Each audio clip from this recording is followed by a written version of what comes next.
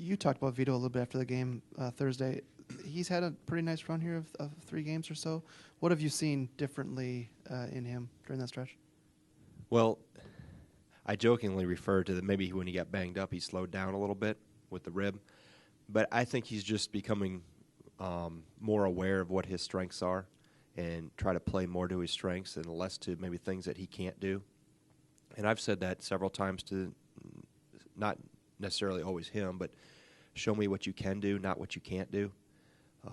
And really, I thought he did a really good job the other night, other than the one baseline jump shot that he took, which has been we've taken those quick in possessions, and it wasn't so much the shot per se because he's made that, but it was the timing of it.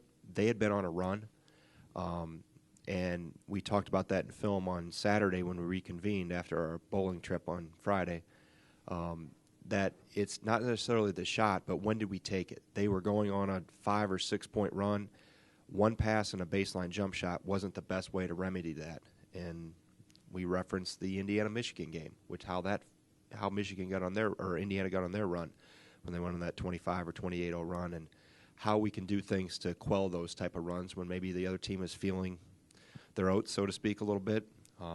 One pass and a quick jump shot from a low percentage area is not the best way to play things or spin things back in our favor. So I think that's been team-wide in terms of understanding that process and how we can be better. And I think in large parts our offense has helped our defense because we've utilized ball movement, we've utilized post touches. You know, obviously the free throw line is a result of it, but I thought if we became more patient and diplomatic offensively, we would get better defensively, and it's proved to be the case. So he's just one example of, I think, guys that have grown through that process of understanding, you know, what's a good shot versus what's a great shot, or versus not necessarily even if the ball goes in, it's the type of possession we have. And we talk about that a lot, too. When the ball doesn't change sides of the floor, we dribble it too much. It usually ends up being a bad possession, even if we make a tough shot at the end of it. We look at the whole, not necessarily just the specific one individual. Greg, some guys worry about how many minutes they play, especially if they're in their first year as a starter like Vitto is, and he's playing fewer minutes in league play than in non-conference. Have you noticed any that has had any negative effect on him during this time at all or not? No, I think actually it's had a positive effect not only on individuals but also the team as a whole, how the bench has expanded. I think it's kept the guys that have been mostly in the starting lineup. Now, obviously, we had one change at Illinois, but for the most part, it's obviously stayed the same. And I think by expanding the bench, it's kept those guys honest, and it's also been refreshing for them that maybe they don't have to play as many, or I can move people into multiple positions.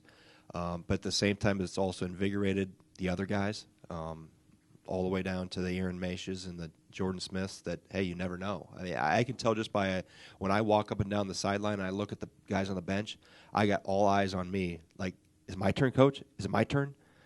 They're eager and waiting and understand that I'm open to giving people a chance and an opportunity, and I think they've embraced that and appreciate that.